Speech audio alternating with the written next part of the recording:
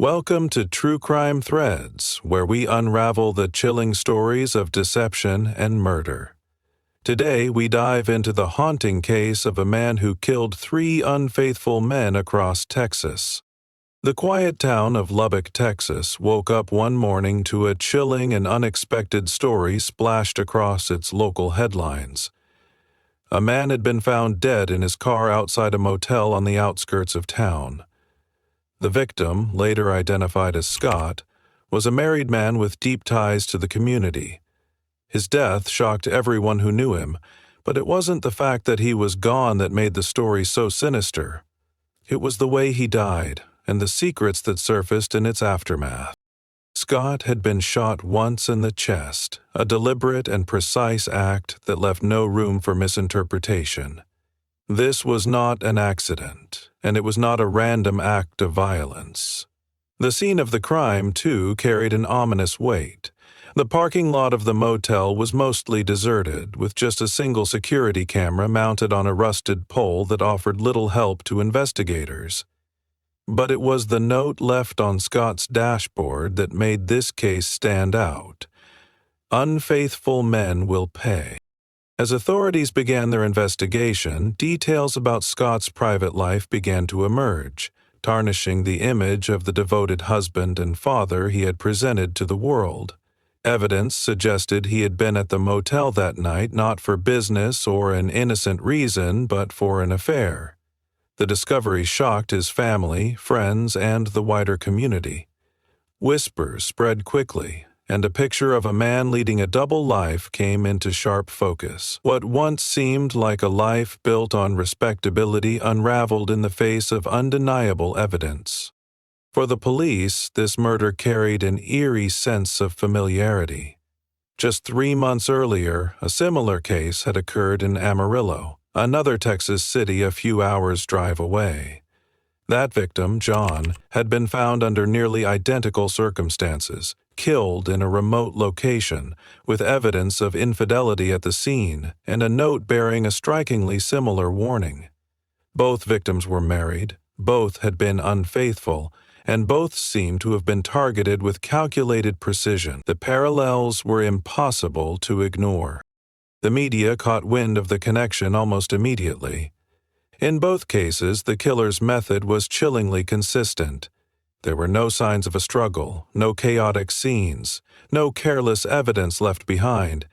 Instead, the killer seemed calm, controlled, and meticulous, leaving behind just enough of a message to taunt investigators, while also conveying a deeply personal motive. Local news outlets seized on this sensational story, dubbing the murderer the Fidelity Avenger. Fear began to ripple across Texas, particularly among those whose personal lives might not withstand scrutiny. Despite their growing concern, investigators were left grasping for answers. There was no clear connection between Scott and John beyond their infidelity, no shared acquaintances or obvious ties that could point them to the perpetrator. The killer appeared to be selecting his targets carefully, with motives that were still unclear. As law enforcement agencies across Texas began to collaborate, they realized they were dealing with someone who was both calculating and elusive. The killer seemed to know more about his victims than the police did, as though he had access to secrets they worked so hard to conceal. Each piece of evidence deepened the mystery, but it also hinted at a deeper, more deliberate plan. This was no random spree. This was a mission, and the question that haunted everyone involved was simple yet terrifying. Who would be next? As the investigation into the deaths of Scott and John continued, the unsettling pattern of the murders became clearer. Both men had been married, both had engaged in extramarital affairs, and both had been killed with an unnerving degree of precision. While the police struggled to connect the dots, another shocking murder unfolded in Dallas, pushing the state further into panic and raising more questions than answers. The victim, Mike, was a successful businessman with a spotless public image. Known for his charisma and community involvement, Mike appeared to be the kind of man others looked up to. But late one night he was discovered slumped over his desk in his private office, a single bullet wound to the chest silencing him forever. Like the previous murders, the killer left behind a chilling message. But this time, the wording was different. Placed directly on Mike's chest was a card that read, "3 strikes, you're out." The deliberate placement of the card and the change in the wording suggested an evolution in the killer's strategy. Investigators combed through the crime scene, but once again there were no witnesses, no signs of forced entry, and no fingerprints beyond those belonging to the victim himself. Security cameras captured only vague footage of someone entering the building, but offered no identifying features. What made Mike's murder even more disturbing was the context that followed. It didn't take long for detectives to uncover that Mike had been leading a double life. Despite his carefully cultivated reputation, he had been meeting a woman at a discreet hotel every week for the past year. The relationship, hidden from everyone close to him, was now front and center in the investigation. The revelations shocked Mike's family and the public alike. For his grieving wife, the heartbreak of losing her husband was compounded by the discovery of his betrayal. She, like many others, had no idea he was capable of such deception. As more details about his secret life emerged, the media latched onto the story, drawing parallels to the earlier murders of Scott and John. It was impossible to ignore that Mike had met the same fate, under eerily similar circumstances. Detective Kaplan Bennett, now overseeing the case, began piecing together the threads of what appeared to be a calculated and deliberate killing spree. The victims were all prominent men who had managed to hide their indiscretions until their deaths forced those secrets into the open. The killer wasn't just targeting them randomly, he was exposing them. Kaplan's team dug deeper into Mike's life, searching for any leads that could connect him to the previous victims or reveal why he was chosen. That's when they stumbled upon a peculiar discovery: a single online connection. Buried within Mike's email records was evidence that he had been a member of an exclusive invitation-only forum. The platform, which operated in secrecy, catered to wealthy and influential men, seeking to discreetly discuss their affairs and swap tips on keeping them hidden. Kaplan realized this could be a major breakthrough. If the forum connected all 3 victims, it was possible the killer had gained access to its private information. But how had they done it? The forum operated on the dark web, using advanced encryption and anonymity protocols. Tracking its users, let alone hacking it, would have required a level of expertise far beyond the average person's capabilities. Despite this promising lead, Kaplan faced mounting pressure. With 3 men dead, public fear was at an all-time high. Men across Texas with skeletons in their closets began to panic, wondering if they might be next. The killer wasn't just striking down unfaithful husbands, they were creating chaos, forcing people to confront the consequences of their actions and their vulnerabilities. As Kaplan continued her investigation, she couldn't help but wonder, was the killer operating out of revenge for a personal betrayal? Or were they driven by some larger moralistic mission? The lack of evidence at the crime scenes and the precision of the killing suggested someone who was meticulous, disciplined, and patient. Whoever the killer was, they weren't acting on impulse. They were carrying out a deliberate and calculated plan. As news of Mike's murder spread, it became clear that this was no ordinary string of homicides. The killer had managed to elude law enforcement yet again, leaving behind only cryptic messages and shattered lives. And with each passing day, the fear grew stronger. Somewhere in Texas, the killer was likely already planning their next move. While police struggled to piece together the connections between the victims and find any solid lead on the killer, investigative journalist Luke Anderson was already pursuing his own trail. Known for his relentless drive to uncover the truth, Luke had been following the story since the first murder in Amarillo.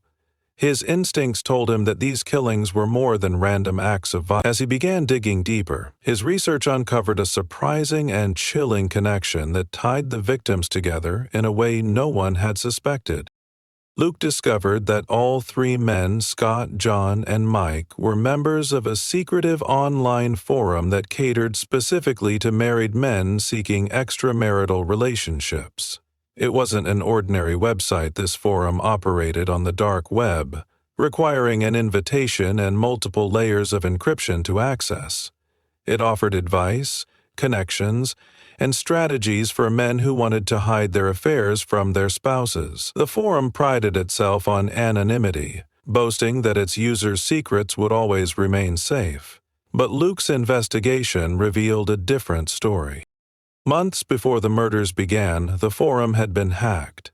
Private messages, user profiles, and other sensitive data were stolen and leaked to an unknown source. Although the leak didn't make its way to the public, someone clearly had access to this damning information.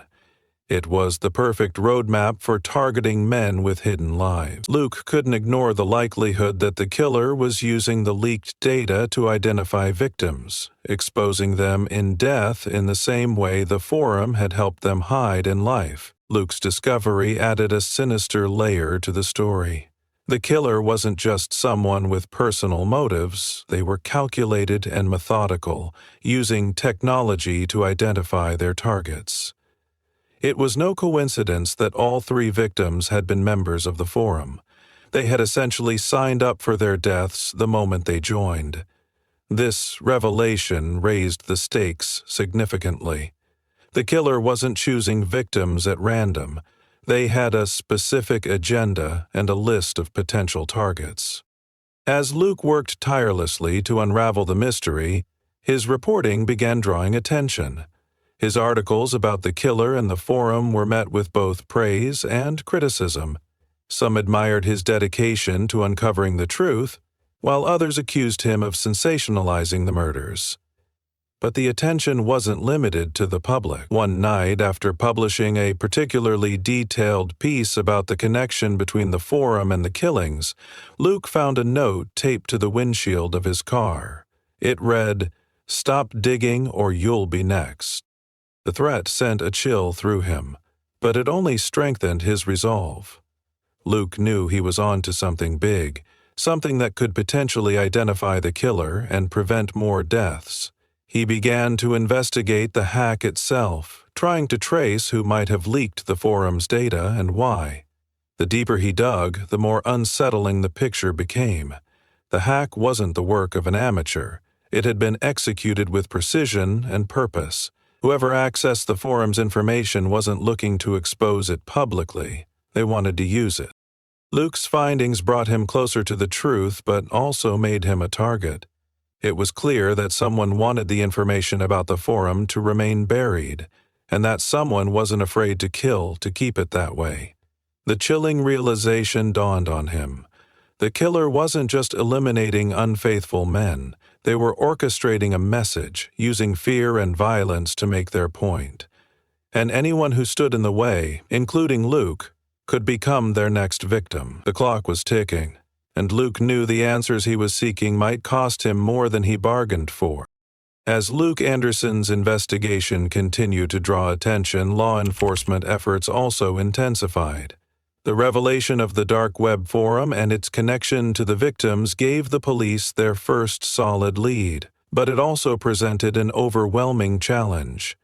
The forum's anonymity made it nearly impossible to identify users, let alone track the source of the hack. Meanwhile, the killer's pattern remained terrifyingly consistent, meticulous, precise, and completely untraceable. While Luke worked tirelessly to piece together the story, Kaplan Bennett and her team began focusing on the forum leak. Cybercrime experts were brought in to analyze the breach, but the trail was frustratingly cold. Whoever had hacked the forum had covered their tracks with an extraordinary level of sophistication, leaving no digital fingerprints behind. Still, the experts managed to uncover a small but significant detail. A list of usernames from the forum had been accessed shortly before the murders began. It wasn't much, but it was the first tangible link between the forum's data and the killer. Kaplan's team cross-referenced the usernames with the victims, confirming they were all members of the forum. However, the list contained dozens of other names, many of which were difficult to trace due to the use of pseudonyms and burner email accounts. It became clear that the killer had been systematically going through the list, selecting targets based on their online activity. The victims weren't chosen at random, they were singled out for specific reasons, but what criteria the killer was using remained a mystery. As the investigation progressed, another chilling development unfolded. A letter was sent to a local news station in Houston containing a cryptic message: "They built their lives on lies, and I'm here to reveal the truth." The letter provided no clues about the killer's identity, but reinforced the belief that they viewed their actions as a form of justice. Attached to the letter was a printed photo of a new target, a man named Philip, whose face was now plastered across every news channel in Texas. Philip, a prominent attorney with a spotless public reputation, became the focus of intense media scrutiny. Within days, it was revealed that he, too, had been engaging in a long-term affair, further cementing the killer's apparent motive of targeting unfaithful men. Despite the public nature of the warning, Philip refused to go into hiding, claiming he had nothing to fear. But behind closed doors, he was terrified. Police placed him under surveillance, hoping to catch the killer in the act. However, things took a dramatic turn. On a quiet evening, just hours before an expected visit from a key informant, a raid was executed at a house on the outskirts of Austin. Law enforcement had finally tracked down a lead that seemed promising, a suspected associate who was believed to have been involved in the dark web forum and the hacked data. When officers stormed the house, they found evidence suggesting someone had been preparing for another murder, but the suspect was nowhere to be found. The scene at the house was chilling. Investigators found a room filled with photographs of the victims, including Philip, and detailed notes on their activities. It was clear the killer had been living among the suspects, observing their every move. Among the cluttered papers was a folder labeled "The Truth," with one note marked, "He's next. I've already prepared." It was a direct reference to Philip, and the timing was too close to ignore. But the most unsettling discovery was the blood-stained carpet, suggesting that the killer had been there recently, possibly in the process of setting up their next strike. The raid provided Kaplan and her team with a crucial piece of the puzzle. They had evidence that the killer had been planning Philip's murder, but where was the killer now? The most chilling part was that the raid had turned up no suspects, but it had uncovered a whole new level of terror. The killer seemed to always be one step ahead, vanishing before they could be caught. The raid further fueled the urgency to track down the killer before they could strike again. But it also highlighted how deeply the killer had infiltrated the lives of the victims and how prepared they were to take down anyone they deemed deserving of punishment. Luke's investigation brought him closer to the truth, revealing the meticulous planning behind the murders. But it also made him a target. In the days following the raid, Luke started receiving strange warnings, both subtle and overt. His computer was hacked, his phone calls were intercepted, and he received a chilling message: "You're not immune." It was clear that the killer was aware of Luke's work and considered him a threat. The line between hunter and hunted was blurring, and Luke realized he might have to risk everything to uncover the truth before it was too late. As the days dragged on, the case reached a boiling point. The killer's identity remained a mystery, but with every passing hour, the pressure on Kaplan Bennett and her team mounted. The public's hunger for answers was insatiable, and the stakes had never been higher. Every lead they followed turned into another dead end, every clue another cryptic message. Despite their best efforts, they were no closer to capturing the killer. But then, a break in the case came from an unexpected source. Luke Anderson, now fully immersed in his investigation, discovered something that might finally give the police the edge they desperately needed. After scouring through his own contacts within the dark web community, Luke came across a whisper about a secret meeting taking place in a secluded cabin in the Texas Hill Country. The source, a former member of the forum, had gone underground after the hack and claimed to have knowledge about the identity of the killer. He warned Luke that the meeting was going to be dangerous, but it was the lead they needed to bring the case to a close. Luke immediately contacted Kaplan and urged her to act quickly.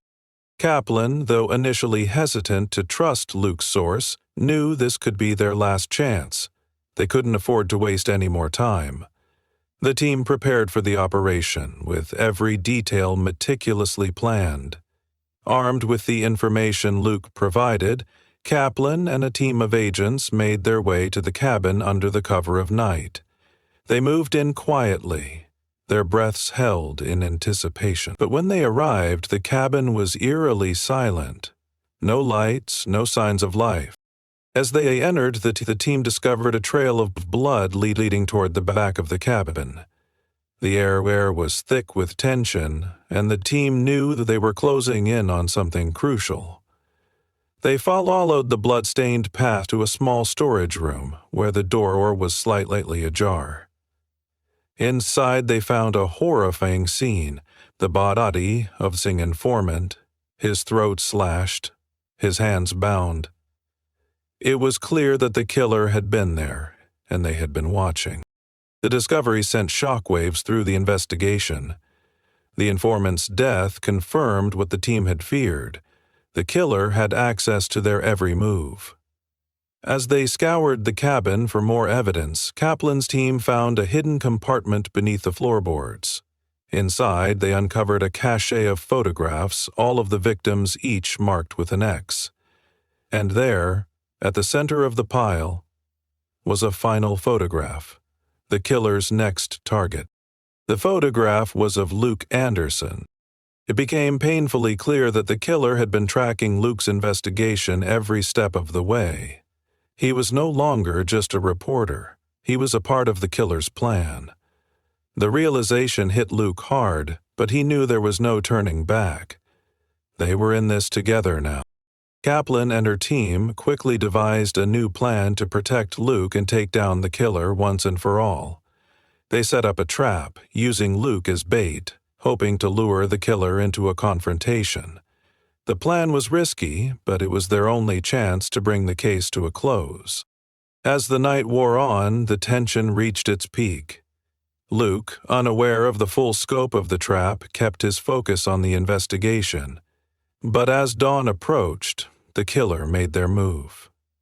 In the dead of night, the killer entered Luke's apartment, silently slipping past the guards and surveillance. But they weren't prepared for Kaplan's team, who were waiting in the shadows.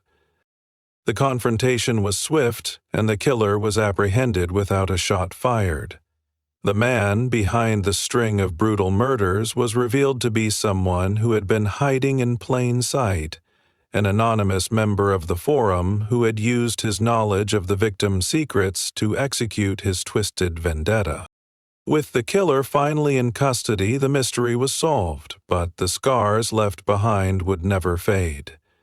Luke's investigation had brought the killer to justice, but at great personal risk. The victims had all paid a terrible price for their secrets, and the case was a stark reminder of the dangers lurking in the shadows of the digital age. For Kaplan and her team, the case was over, but the memories of the investigation would haunt them for years to come. And for Luke, the truth had come at a cost, one that he would never forget.